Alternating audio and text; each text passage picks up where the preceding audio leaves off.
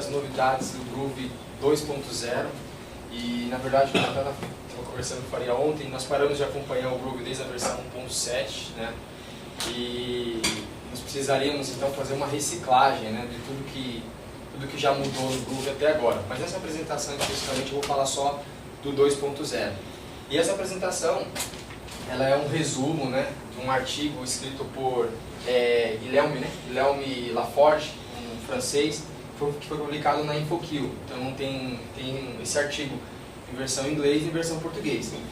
O Laforge ele é chefe na Spring Source do projeto Groove, né? Então esse artigo ele tem bastante validade porque foi o cara que praticamente fez, né? Foi um cara chefe do projeto aí que falou dessas novidades. Então nós temos algumas funcionalidades estáticas, né? Algumas coisas novas no Groove que vão ajudar a gente, né? Que trabalha com uma linguagem estática, né? Que é o Java, junto com uma linguagem dinâmica que é o Groove. Então, por exemplo, a verificação de tipos e a compilação estática, né, que foi uma das duas grandes mudanças que teve na versão 2.0. Tiveram também outras melhorias relacionadas a JDK7, melhorias de sintaxe, suporte à instrução da JVM, né? E algumas pessoas dizem que o Groove é o Java melhorado, né? O Super Java. Por quê? Por que isso? Porque é o Java numa linguagem dinâmica, você escreve menos código, né? Então evita a repetição, e é facilmente integrável ao Java. Então algumas empresas até utilizam o Groove junto com o Java, né? Como é o nosso caso aqui que a gente utiliza para fazer testes. Mas vocês vão ver que, devido a algumas melhorias, a gente poderia já utilizar o Groove, certo? No lugar do Java, porque o Groove agora tem características estáticas, ok? Não me olha com essa cara, Douglas. Não me importa, só. Então, agora tem uma annotation no Groove chamado TypeChecked, e ela pode ser utilizada na classe ou apenas em um método específico, certo? E caso você queira utilizar na classe toda, só que você quer que algum método, né, não seja verificado o tipo, você passa um parâmetro chamado skip, né? Skip, isso. É para ele escapar, para ele não pular, exatamente. Então o Groove utiliza um mecanismo de transformação chamado AST, que é uma árvore de sintaxe abstrata, para poder fazer essa checagem, tá? Vou mostrar para vocês como que é essa checagem, tá bom? Então, por exemplo, né? Aqui nós tem um método chamado subMethod, um método qualquer, e aí nós estamos fazendo um teste, e eu vou chamar esse método, só que eu vou chamar ele com um nome errado, vou colocar um E a mais, certo? Quando eu chamar isso daqui, ele vai dar um erro de compilação, por quê? Porque eu falei que o método teste ele tem que ser checado e eu estou fazendo uma chamada de um método que não existe. Então a classe não vai compilar. Hoje, no 1.7, 1.8, tá, em versões anteriores, ele compila, ele não dá erro. Ele só vai dar erro quando ele for realmente utilizar o código, que ele vai dizer, não existe, tal. Então agora com esse TypeCheck ele vai dar erro, não vai nem deixar compilar a classe. Um outro exemplo, criou uma variável ali chamada Marion, né? Então ele vai dar erro de compilação, por quê? Porque eu estou chamando name, acrescentando lá 3A e 3M. Então ele não vai conseguir chamar essa variável, porque ele vai dizer que a variável não existe, certo? Outro exemplo, checagem de valores retornados. Então olha só, mesma coisa, o mesmo teste, né, colocado lá o arroba TypeChecked, e aí nós estamos criando então um objeto, né, int, e atribuindo um date para ele, certo? Aí aqui embaixo eu estou pegando algumas letras, tal, tentando pegar a primeira posição da letra, só que a letra de string, certo? Estou passando string. Aqui nesse caso da data, ele vai dar erro de compilação, por quê? Porque não pode ser atribuído um date para um int, tá certo? Lembrando, ele só vai conseguir fazer isso porque eu estou falando que é para checar os tipos. E agora, nesse caso de baixo, ele vai dar erro de compilação, por quê? Porque eu não posso atribuir uma string para uma variável do tipo date, né? Aqui eu estou criando uma variável data, tentando pegar uma posição desse array que eu criei. Então eu não vou conseguir. Então nem de data para string, nem de string para data eu consigo fazer isso, tá? Nesse método eu retorno um date, só que aqui eu estou tentando retornar uma string, também não vai funcionar, certo? Agora um pouquinho de conversão de tipo, tá? Ainda na checagem. Hoje já tem isso no Groove, tá? Isso aqui continua funcionando. Então, strings não vazias, elas são consideradas como true. Então, se eu tiver um método booleano que eu retorno uma string preenchida, ela retorna como true. Se for vazia, ela retorna false, tá? Então aqui verificando. Aqui no String Builder também continua funcionando, né? Quando eu faço um new de String Builder e passo uma string para ela, né? Quando eu chamo o método, né, retornando uma string aqui, ele vai chamar o toString desse String Builder, né? Então isso aqui continua funcionando. Agora olha só que legal, aqui nós temos uma inferência de tipos, né? Inferência do mundo sabe o que é inferência? Não sabe? Então inferência de tipos é o seguinte, quando você não precisa definir o tipo da variável, e aí a linguagem ela automaticamente ela descobre qual que é o tipo daquele objeto por uma questão lógica, né? Pelo que você passa para ela. Então se você cria uma variável, passa uma string, logo ele identifica que aquilo ali é uma string. Você consegue utilizar todos os métodos do string, por exemplo. Certo? Então isso é uma inferência de tipos. Então um exemplo aqui de uma inferência de tipos. Criamos uma variável chamada Guilherme, né, que é o Guilherme aqui, e o tipo de string ele é inferido. Por quê? Eu estou chamando aqui um uppercase, né? Eu não defini que é uma string. No entanto, como eu estou passando uma string, ele entende isso aqui é uma string, tá? E ele tem um suporte do método do Groove GDK, né, que seria o equivalente ao JDK, que inclui a sobrecarga de método. Então, por exemplo, se eu pegar aqui o name, né, ponto trim, né, ele vai dividir esse nome aqui, e aí eu posso pegar o elemento n, certo? Que no caso aqui é um elemento inteiro na classe numbers que eu estou passando. Estou criando um array de números, certo? Não tô definindo, aqui eu defini o tipo, melhor dizendo, e aí eu falo o seguinte, me dá o elemento n, né, do int. Ele sabe que isso aqui é um número. Então isso aqui é a inferência de tipos, né, que a gente tem no Groove. Agora algumas características dinâmicas e métodos de tipagem estática, tá? Então, ainda com a checagem, nós temos um método aqui que vai fazer uma verificação de tipos. Eu estou esperando aqui uma string, certo? Aí eu chamo lá o método generate markup e tal, e faço o seguinte, name.uppercase, beleza. E aqui, esse método não tem a verificação de tipo. Então esse tem a verificação de tipo e esse não tem. Então na mesma classe, um que tem a verificação e o outro que não tem.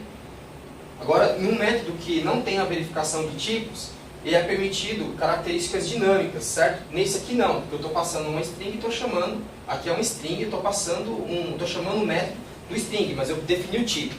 Nesse caso aqui de baixo, não. Eu estou utilizando o Markup Builder. Markup Builder como se fala? É um criador de XML no Groove, tá? Então aqui eu estou alterando o comportamento do método HTML, certo? Do Markup Builder. Eu estou falando o seguinte, no HTML ele vai retornar o próprio nome, tá certo? Só que nesse caso aqui, como é um comportamento dinâmico, eu não posso fazer a checagem, tá certo? Vocês entenderam? Então, quando o método tem características dinâmicas, eu consigo fazer esse tipo de coisa, mas também não consigo utilizar o type checked, tá certo? Aí nesse caso eu teria que colocar o skip. Isso, aí nesse caso eu teria que colocar, porque nesse caso foi colocado só no método, certo? Então porque isso aqui só vai ser executado, né? só vai acontecer quando a classe estiver sendo construída, né? Quando estiver sendo compilada. Então não dá para fazer a checagem disso daí. Ok? Então mais um pouquinho de inferência de tipos, tá? Então eu estou fazendo agora inferência de tipos utilizando o instance-of. Então, no Java a gente precisaria fazer assim, né? Isso aqui fica até repetitivo. Eu estou passando o valor, verifico que tipo que é esse object, e aí eu falo, se for uma string, então você chama o método uppercase. Se for um número, você multiplica ele por 2, né? Chama o int dele e multiplica por 2. No Groove eu não precisaria fazer isso, certo? Eu poderia fazer diretamente dessa forma aqui, ó. Eu pego esse valor, falo que ele é uma string e chamo uppercase. Ele já automaticamente vai identificar que isso aí é uma string. Entendeu? Pelo valor que está dentro dele. Então não precisa ficar fazendo instance of, por exemplo. Né? Isso é uma coisa legal, ajuda a diminuir código. E outra coisa legal também, isso aqui eu acho muito legal, achei legal, que é o seguinte, é o mínimo limite superior, né? Lowest upper bound, não é isso? E como é que ele, olha só que interessante aqui. Então a gente tem um tipo de, a gente tem na verdade aqui estou fazendo um método e eu estou retornando nesse método um array de dois dois elementos diferentes, um inteiro e um big decimal, certo? No Java isso é impossível, porque no Java a gente precisa definir um tipo. Seria um integer ou um big decimal. Já no Groove eu consigo fazer isso. Por que eu consigo fazer isso? Porque eles são comparáveis e são serializáveis. Então ele vai comparar. Ah, o inteiro dá para comparar com o big decimal? Dá. Então ele permite. Se fosse o inteiro uma string, daí não daria. Porque não são comparáveis. Entendeu? Então no Java, tipo, seria mais ou menos algo assim. Teria que ter um list de integer e big decimal e comparable. Né? Seria mais ou menos algo desse tipo. Você teria que falar que é uma lista com todas essas possibilidades. No grupo você consegue fazer um negócio desse daqui. Tá? Outra coisa legal também é o fluxo de tipagem. Então, olha só que legal. Se tiver também um método tiver lá com @check, você consegue fazer um fluxo para verificar o tipo da variável. Então, um exemplo. Tem uma variável lá 1, 2, 3. Essa variável é integer, ok? Que eu passei um número para ela. Depois eu fui lá e mudei. Falei, agora vai ser uma string. Passei lá 1, 2, 3, entre aspas. Ele passou a ser string. Se eu chamar o método toInteger, sem problema, certo? Não vai precisar fazer conversão de cache. Aí eu voltei de novo para 1, 2, 3 e chamei o uppercase. Opa, deu pau. Por quê? Porque neste momento aqui, essa variável é uma inteira. Entendeu? Então ele consegue fazer essa checagem de fluxo. Ela começou de um jeito, foi sendo alterada e tal, e no momento que o cara chamou, ela era uma string. Então evita erros de codificação, porque embora isso não seja uma boa prática, existem pessoas que fazem isso no Groove, né? O cara começa com uma variável lá genérica, vai mudando, vai usando tudo nela, né? O cara muda para vários tipos e aí numa dessas daí o cara muda a ordem das chamadas, pode dar um erro. Então com essa verificação isso não acontece mais, tá? Então, inteiro não tem uppercase, ok?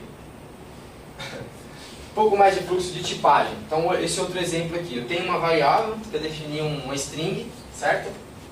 E aí eu fui lá, criei uma closure aqui para uma outra variável, certo? Que vai ser ele vai fazer uma verificação tal randômica e vai colocar um date na variável, ok? E aí depois eu chamo essa closure aqui, vou chamar para executar esse código. Quando eu pegar essa variável e dar um uppercase, ele vai dar erro de compilação. Por quê? Porque eu atribuí date na variável, certo? Então se eu atribuir date na variável, logo ele vai dar erro de compilação. Mas olha só que interessante, ele não vai dar erro de compilação aqui porque você alterou de string para data. Ele vai dar erro porque ele entende que você alterou e ele não sabe mais o que é. Por quê? Porque como isso aqui é dinâmico, certo? Hoje todo mundo sabe que é dinâmico. Então ele não consegue checar isso daqui quando ele está compilando. Ok? Quando você salva a classe, ele não vai entender isso daqui. Só que ele entende que você fez alguma alteração para um outro tipo diferente do tipo dele. Agora ele não sabe que tipo que é mais. Então ele vai dar erro. É um erro de compilação diferente. Não é que ele vai dizer, você mudou a variável, né? A var date. Não, ele não sabe o que é. Então ele falou, você alterou para alguma coisa que eu não sei o que é. Então, erro de compilação. Isso é legal também, ok? E também um pouco de compilação estática, né? Como é que funciona isso? Então, só tem um exemplozinho aqui básico, mas assim, a compilação estática, ela melhora a performance, né? O bytecode gerado pelo Groove ficou igual ao gerado pelo Java, né? Pelo Java C. Porque agora você não precisa mais ficar esperando, por exemplo, você cria seus métodos e tal, e ficar esperando, né, até a execução de todo o código e tal, para você poder ter a sua classe montada. Se você colocar essa notation compile static no método ou na própria classe, ele já vai compilar para você, já vai gerar já o bytecode na hora que ele estiver compilando, na hora que você estiver salvando a classe. Como faz o Groove, como faz o Java, né? E eles verificaram o seguinte, que o bytecode fica igual, né? Então, verificou que a performance ficou muito melhor. E o que isso tem de melhor, né? A gente não utiliza esses recursos hoje, mas o que isso tem de bom pra gente, né? A gente poderia hoje utilizar o Groove em mais partes do projeto, certo? Porque a grande reclamação de quem usa Groove em projetos grandes, mas é uma linguagem dinâmica, tal, vai demorar para compilar, né, até compilar tudo, demora para carregar, aquela coisa e tal. Só que se você utilizar essa notação, ele vai ser o comportamento como se você estivesse utilizando o Java, por exemplo. Tá? Só que você tem que colocar isso nas classes ou nos métodos que você quer que ele faça isso. Entendeu? algumas coisas também do JDK, né? Que tem na versão 7 do Java, né, que vocês já devem ter visto. Então, se você colocar agora, por exemplo, o B, né, dentro de no meio de um número, por exemplo, ele entende que isso aqui é um byte. Né? Isso aqui é uma mudança que teve no Java 7. Você define o número como binário. Isso, como binário, Você já coloca o B aqui, daí ele já entende isso aqui binário, certo? O uso do underline também em números, então, para ficar mais fácil para visualizar, então você consegue definir números colocando underlines, né? Que ajuda na forma de visualizar, também é algo que veio do Java 7, né? E o 2.0 já está preparado para isso também. Os múltiplos blocos de cache, né? Ao invés de você fazer try, aí você fazer vários cache isso, cache aquilo, outro, você pode colocar ou, então se der esse ou esse, vai fazer tal coisa, né? Isso também veio do Java 7. E suporte também invocação dinâmica, tá? Que é uma nova instrução do bytecode do Java. E no Groove, ele foi colocado para auxiliar o desenvolvimento, na verdade no Java, né? Na JVM, ele foi criado para auxiliar o desenvolvimento das linguagens dinâmicas que rodam sobre a JVM, tá? Invocação dinâmica. E aí as chamadas do método, elas podem ser cacheadas, né? Para deixar o processo mais rápido. E o Groove criou uma implementação própria, otimizada para acelerar essa invocação. Tá? Então, a gente não trabalha muito com isso, mas quem trabalha bastante com linguagem dinâmica entende bem e sabe que tem bastante problemas com isso. Né? E agora, na versão nova, né, eles criaram isso daqui para melhorar a performance para quem trabalha com linguagem dinâmica sobre o JVM. Coisa legal também é que o Groove agora está mais modular. Né? Por quê? Porque o Groove ele não é só uma linguagem, assim como o Java, ele pode ser utilizado como parte, né, do seu projeto. Então você pode falar assim, eu quero usar o Groove, por exemplo, só para servlet. Eu quero usar o Groove para SQL. Enfim, para várias coisas. Você pode... antes você tinha o Groove tudo num pacotão, num jar só. Agora eles modularizaram. Então, está um pouco ruim para ver, mas você tem vários módulos agora, esses aqui são os módulos do Groove, que você pode adicionar separadamente no seu projeto. Então você pode falar, eu quero adicionar só a API lá para script do ANT, certo? Eu quero só a parte console, só a parte de JSON, servlet e assim por diante. Então, essa modularização vai fazer, no caso, com que você consiga utilizar o Groove em mais partes do seu projeto, né? Porque nem sempre você quer, eu quero o Groove inteiro no meu projeto. Você quer só uma parte dele, você vai conseguir utilizar. E também, com isso, eles chegaram em módulos de extensão. Isso aqui é muito legal, achei isso aqui muito louco. Então, como o Groove foi dividido em módulos, certo, menores, eles acabaram criando um mecanismo para que os módulos possam contribuir como extensão de terceiros, certo? De outras classes. Então, olha que legal isso daqui. Olha que louco. Isso aqui funciona no Java, certo? Eu estou criando uma string e estou chamando, por exemplo, um equals, certo? De uma string, sem instanciar ela. Beleza, isso aí funciona no Java. Agora, esse método greets não existe na classe string, certo? Não existe. Aí eu estou fazendo greet, estou passando um poll. Tá? Ele vai retornar aqui, hi poll, né? Aí tal. Aí beleza. Como é que eu fiz isso? Eu criei uma outra classe, uma extensão do string, certo? E aqui eu passo a string e eu passo o valor que eu quero. Ou seja, ele vai pegar, quando eu chamar numa string o método greets, ele vai pegar o valor que eu passei e vai concatenar com o que já tem nela, certo? Colocando vírgula aqui e tal, né? Eu defino ele passou o próprio valor como primeiro parâmetro. Isso, esse aqui, né? E o primeiro parâmetro como segundo parâmetro. Isso, exatamente. Aí ele, por intersecção, né, ele pegou o nome e tal, e montou esse resultado. Então, isso é legal, porque você consegue estender, isso tem no Ruby, né? Tem. E agora vai ter no Java também, dessa forma. Então você consegue fazer extensão, inclusive você pode fazer essa extensão no próprio Java, que funciona também, utilizando o Groove. Você pode definir classes Java, né, utilizando no Groove, que vai funcionar do mesmo jeito. Então isso é legal. Então, uma decoração aqui de método estático. Aquilo lá era um método dinâmico, certo? Porque tinha intersecção. Aqui, um estático. Então ele criou aqui uma classe chamada MyStaticExtension, né? Extension. E aí ele pegou e fez o seguinte, definiu um método between, que vai receber lá um random, um valor inicial e um final, certo? E ele está fazendo aqui um cálculo, né, para retornar aqui between entre o 3 e o 4. Só que o que acontece? Dentro do método random não existe esse between. Ele criou aqui, né, ele criou o cálculo para adicionar na classe between. Entendeu? Então significa que isso ajuda porque a gente evita a repetição, né? Isso é muito bom para evitar a repetição.